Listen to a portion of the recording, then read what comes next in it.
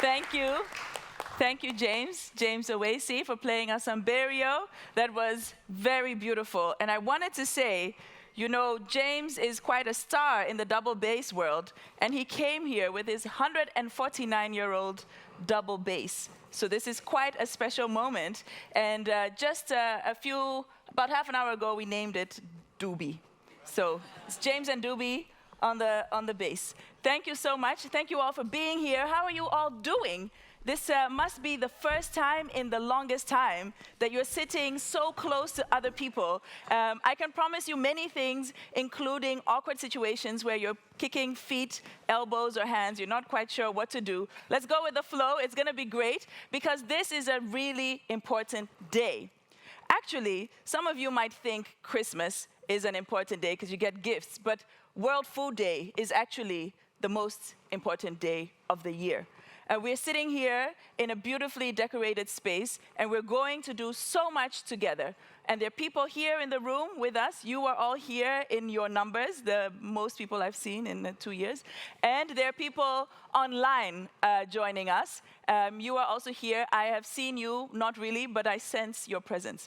For the people online and the people in the room, you might have seen menti.com in the last 2 years. You've probably done a lot of online events, webinars, used Mentimeter. So we're not going to leave it behind us just yet because the pandemic is not yet entirely over. Take your phones, go to menti.com, fill in the code, and we want to know where you are, especially the people outside, the people not in the room here. The people in the room here, you can do it too. The pin will be very big because, you know, most of you are here in the Netherlands. But we want to know where you are. So fill in this code 733-0866 to join us and check this new feature out. That's what happens. When many of us use an innovation, it develops more. So now you have this wonderful feature where we can see the map Many of us are here in Europe, surprise, surprise. There are people in East Africa joining us, people in Asia who have joined us.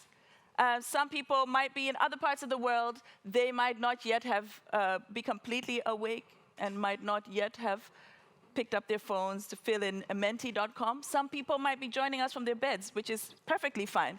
But you can see people, more and more people. Oh, there's someone all the way up there. Is this true? No, someone's pulling my leg. Someone.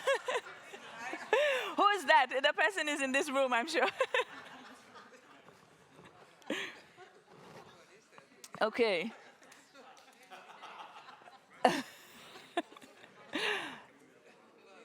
Well, more and more, I think it's fantastic to see so many people. The Caribbean is checked in. Yes.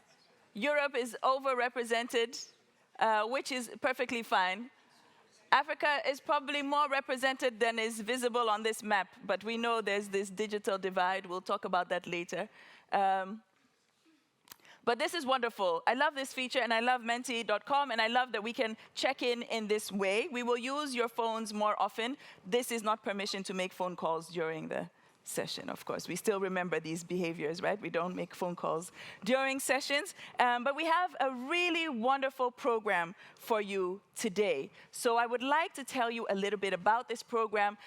This is the setup. So we have now until the afternoon where we'll be exploring 3 main themes: enabling healthy and sustainable food choices, digitalization, and a living income. We're going to explore this in a very, hopefully, fun and creative way that allows us to think and get our creative juices flowing, because in the afternoon, we are going to roll up our sleeves and start coming up with our solution directions. We're going to go in different groups and talk about what we think we can do to address these very complex, very important, persistent problems. And after that, we will come back for the closing session. Now, it's quite a program we have, isn't it? It's quite a lot of hours that we'll be sitting here together. I can't do this on my own. We'll be doing this with a team. I would like to call my support team to join me here on the stage. I have Lynn Zebedag. Please give them a round of applause. Hi, welcome. And Kwame Kondo. Yeah. So Lynn will be helping me moderate these sessions, or I will be helping her. We'll be helping each other. We'll be helping each other. Yes. We'll be supporting each other. Yeah. My voice has almost left me, but I would just want to say welcome. We're so happy that you're all here together, that we're gathered around, that we're here. Just we can feel each other's presence, and yeah. How are you guys feeling? Great. Are you feeling Irish? Irish? Well, what is that? Yeah. You will find out soon enough. We'll find out soon enough. But I really invite you to step into this day with an open mind and an open heart, and the willingness also to make change happen, because we're not here for nothing. So enjoy your day. Yeah. And we have Kwame Kondo here with us. It's really lovely that you're here. Kwame will be asking us important questions, right, Kwame? Yep. Do you have a question for us now? Have you eaten today? No. Lynn, have you had anything to eat today? I don't dare say it, a cookie.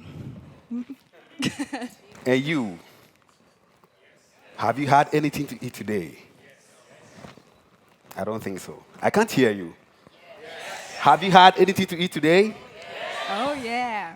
And you out there, have you had anything to eat today? Nice. You in the homes, don't worry. Nice. You out there, have you had anything today? Don't worry, do reply online for us. So, great. Yeah. Don't worry, if you've not had anything yet, there'll be a lot today to share. Our whole decor is edible. Yeah. So, You yeah. can eat it all, seriously. So Kwame, you're getting very loud and rowdy, but I want to ask you, do you know what the Food Systems Summit is? Nope. What? I've not heard of that. Okay. And to you, have you? Do you know what the FSS is? Food Sustainability Summit? Okay, know let it? me see by hands. Who knows? Who have heard of it? Okay, great. Who attended it? Have you ever attended it? The FSS? Yeah, some people have attended. Yes, yeah. yes. Online. Online. Okay. Great. Fair enough. So my last question: who boycotted it? Boycotted the food system Who summit. is sitting here and dares to say they well, just Did you to represent Did you it. boycott it? Did you? Yes. Great. I want to see Yeah. who. I saw 2 hands. Don't look at their faces. One They here. don't want One you here. to. One here. All right. Great. Thank you so much. I think this is a good sense for us to get a sense of who is in the room and how involved you already are. It's more difficult for us to get a sense of this from the people online, but we will keep you involved. We will continue to do this. Now, this is not just us standing here talking to you. To make this possible, really big and important institutions have made this possible. The Netherlands Food Partnership is your host here today. The Ministry of Foreign Affairs is inviting us here today. The Ministry, and I have to translate it to English, Ministry of Agriculture, Nature and Food Quality, that is a ministry in this our country, is also inviting you here today. And we are very, very happy to have you all here. So thank you, Thank Lynn you. and Kwame. Thank you, ministries. Thank you, Netherlands Food Partnership, for hosting us. And we are going to continue with the program. See you soon. Yeah. See. So this is the part of the program where I get to sit down. As you can see, there's ample space, but that's because we are dealing with quite some important people. They need space. They need space. So I would like to invite Myrtille Danse, the Executive Director of Netherlands Food Partnership, to join us. A warm round of applause for her. Yeah. You can lay down, but then I will start asking you many, many personal questions. Myrtille, how did you sleep? What did you dream? Yeah. That's right,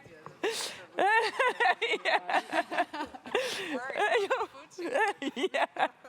And well, good, you're worried about the food system because we have Lawrence Haddad here, the Executive Director of GAIN. Please give him a warm round of applause.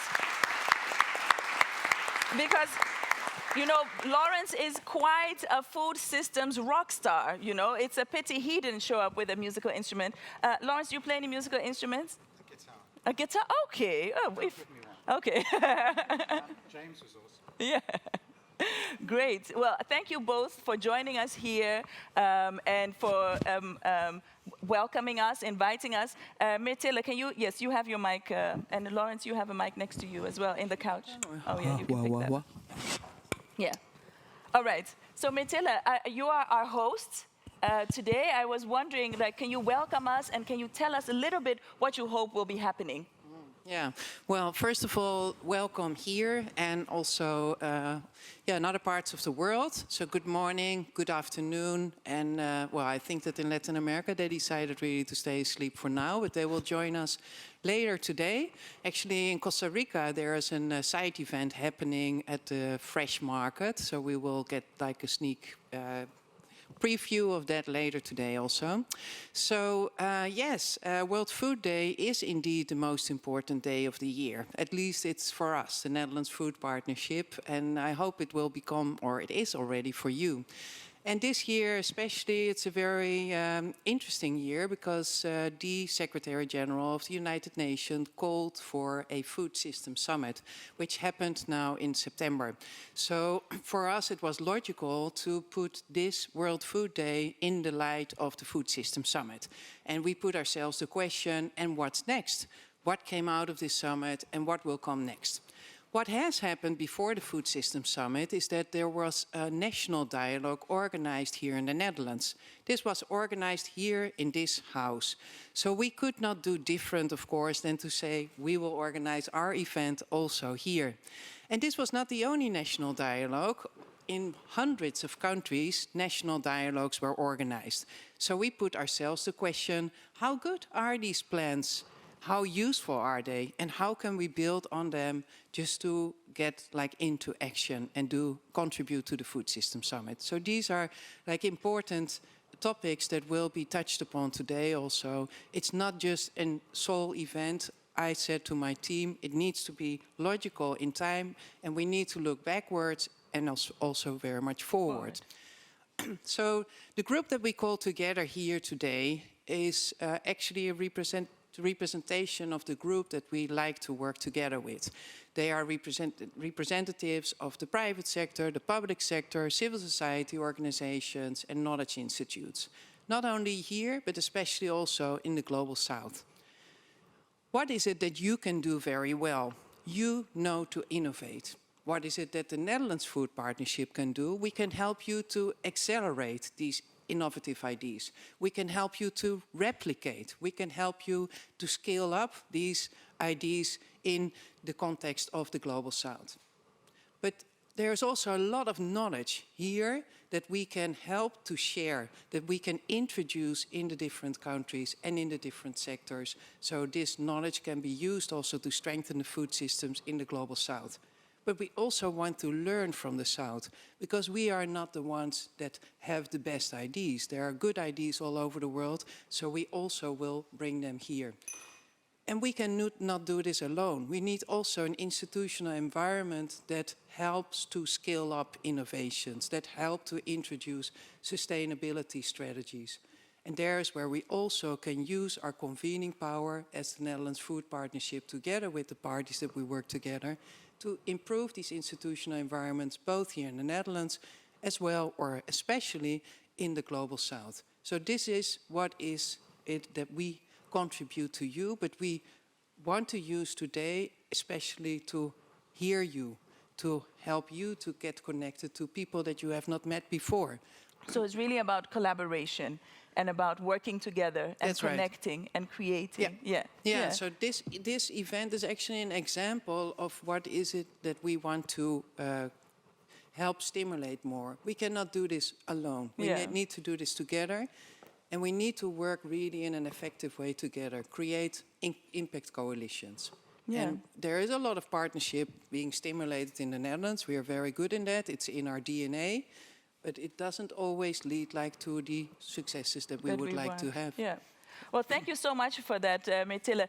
And Lawrence, you were at the FSS, that you can talk to Kwame about it so that he can hear and understand more about what it was. Can you tell us a little bit about how it was and what stood out for you? What are the key opportunities? Because Myrtille is talking about what are the next steps, what should we take forward?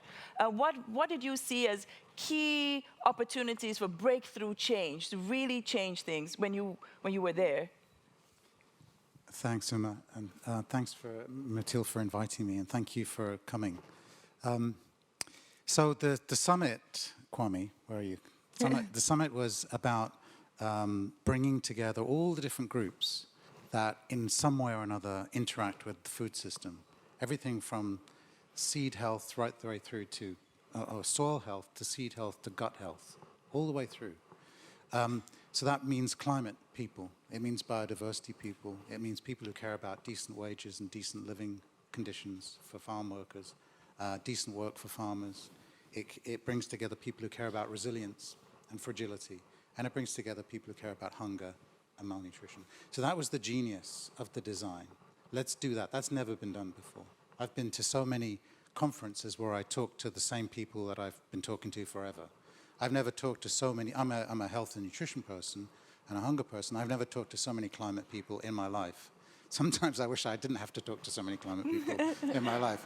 But, and biodiversity people. So for me and for many people, it was an incredible learning opportunity, because these people that you're all of a sudden talking to, they're actually doing work that's 90% very similar to what you've been doing. But they've been doing it behind this very thin curtain. Someone actually pulled this curtain away and said, they're over there, you should be working with them. And the beautiful thing is that we work together a lot on how do you generate ideas and solutions and opportunities for not only dealing with hunger, but also dealing with malnutrition and dealing with climate and dealing with biodiversity, all at the same time. Yeah, so going beyond the silos. It's beyond the silos, it's busting the silos, very deliberately. Sometimes successfully, sometimes not. It's hard to talk to people who you're not used to talking to. They have different language, they have a different way of communicating, they have cliques. So you've got to break through that. You've got to do it with an open heart and an open mind. Yeah. And sometimes with an open checkbook as well. That's very important. What are some of the opportunities coming out of it? Well, at a very kind of, at a normal, superficial, not superficial is not right, but an obvious level, it's about policy change, it's about different resource allocations, it's about different practices. And we're still sort of sifting through there are hundreds of commitments being made, and we're still sifting through to see which ones are the sensible ones, which ones are the real ones, which ones are the nonsense ones, which ones are the performative ones to make me look good, but nothing's going to happen. But I think if you dig deeper, that's what the summit did. The summit said, look, we're in this situation because things are not happening. Why are those things not happening? Why are the right policies not being put in place? Why are the right resource allocations not being put in place? Why are the right people who should be involved in the conversation not being involved? And so that takes you down a level or two. It takes you down a level to what are the power dynamics going on here? What are the partnerships that are being used and invested in? And then when you go down an even further level, you get into mindsets. What are our mindsets? What do we think? How do we think? What are our mental models? And I think a lot of those mindsets were challenged, and a lot of the power relationships and a lot of the partnerships were new. For example, we brought in the action track, there are 5 action tracks, so sort of groups of people, big groups of people. There were 150 in our action track, sourcing ideas from all over the world. Our action track alone sourced 500 ideas from around the world via a Google Doc mechanism. Where was I going with this? The ideas. Yeah, so some of the partnerships were getting Human Rights Watch together with the people who work on the right to food. Yeah. Kind of mind-blowing for both parties, but for someone who's a little bit outside that space, it's obvious. We talk about human rights being indivisible. You can't pick and choose which right you look at. So why wouldn't you get a group that works on civil and political rights to work with a group that works on economic, cultural, and social rights? Another example is working with B Corp. B Corp is a group that designs ESG standards, environmental, social, and governance standards for companies, for investors.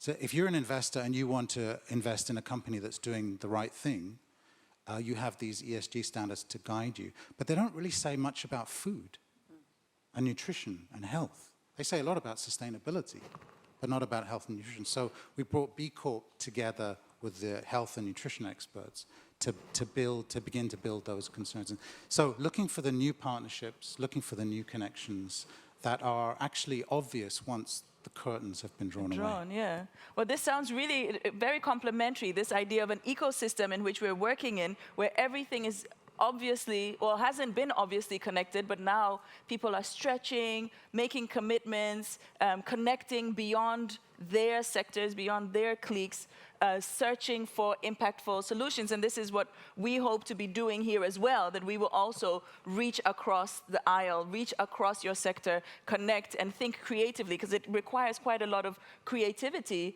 and courage and commitment. I didn't do this alliteration on purpose, by the way.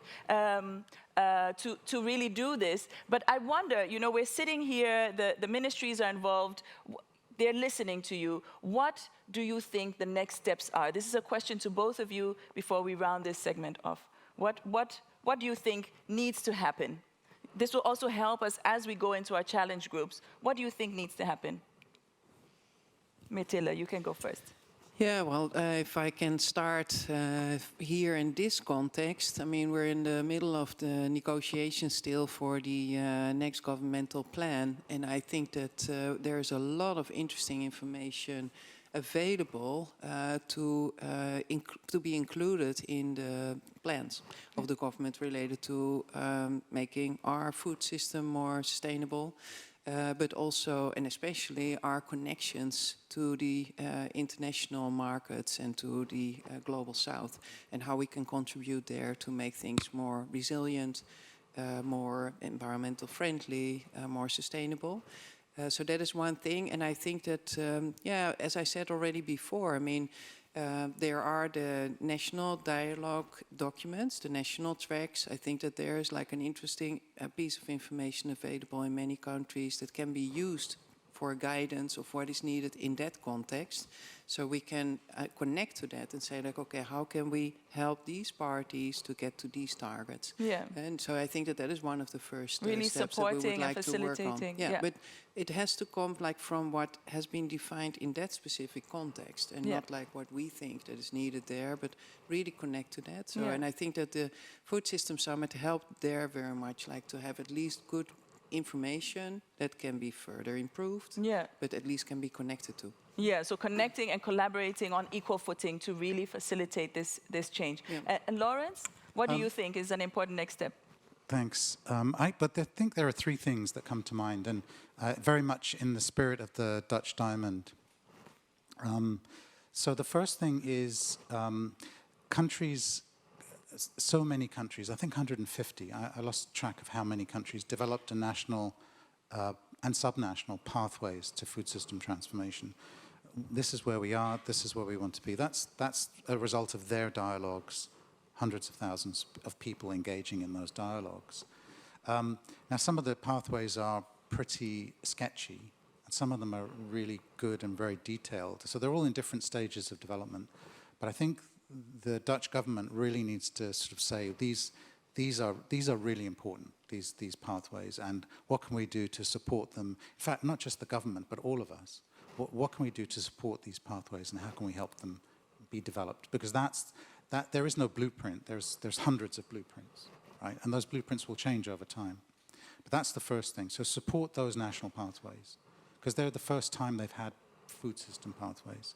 I think the second two things are very much, so that's sort of a key government lead role, but the rest of us can support. Mm-hmm. A key business role, I think, is around, I'd like to see the true value of food and ESG, but the two things are sort of related. The true value of food work. I think it was given a push by the summit, and I think it's got more momentum than it's grown outside of the experts, the technical experts, and I know Michelle's in the audience somewhere, and we worked with Adrian a lot from the Impact Institute, and they're doing fantastic work, but it needs to be socialized more broadly. The Netherlands, it's quite socialized here, but I think outside the Netherlands it's not. And what is the true value of food? Imprecise, non-technical description of it is, any of you have seen The Matrix, that film from the 1999? Is it that long ago? I think it was that long ago. I looked it up. My kids won't even watch it because it's like so old, but it's their loss. There's that scene about, do you want to take the blue pill or do you want to take the red pill? The blue pill is, do you want to keep seeing things as you would like them to be, or do you want to see them, the red pill, as things really are? And the true value of food is about seeing things as they really are. What is the cost to farmers' livelihoods, to the environment, to the health system of growing this food in this way and eating it in that way? And so I think that's very powerful. The Dutch are already leading in this space. You can really power this forward and make it a big thing for everyone else. And the other area and the last area, and I'm taking a lot of time, is the Dutch universities. The Dutch universities are powerful, especially in this food system space. I mean, you're kind of world leaders. Dutch and the Americans, I would say, are the two powerful groups here. So many times in the summit process, I was confronted with somebody who'd say, well, here's the science. And then I would be confronted with another person that would say, here's the science. And they have two diametrically opposed ideas, both seemingly with their own scientists backing them up. So it's like everyone has their own scientist. It's like when you're in a court and the prosecution will bring their expert testimony and the defense will bring their expert testimony, and you're like, who do I believe? Yeah. We need something like the IPCC for climate. We need something like that for food. It doesn't have to be exactly the same, but we need something that brings together researchers from all over the world, because science looks different where you are in the world. It's not always objective, actually. There's a lot of subjectivity in science. So that's why you need this broad perspective, and you need some kind of consensus about some issues, not about all the issues. You can't. But otherwise, policymakers just don't have a clue who to believe and what to believe. So I think those are three key areas that I'd like to see taken Well, forward. thank you so much. Thank you both so very much for these insights. I see people taking notes. This is very good practice because we're carrying these things forward. Our universities need to get on board. We need these, because we need to build consensus. At the same time, we need to understand that perspectives are different. We need to understand these pathways and commit to them. We need to connect and collaborate with each other so that we can also make sense of things. Otherwise, nothing makes sense. So thank you both so much for this. And a warm round of applause for our two speakers.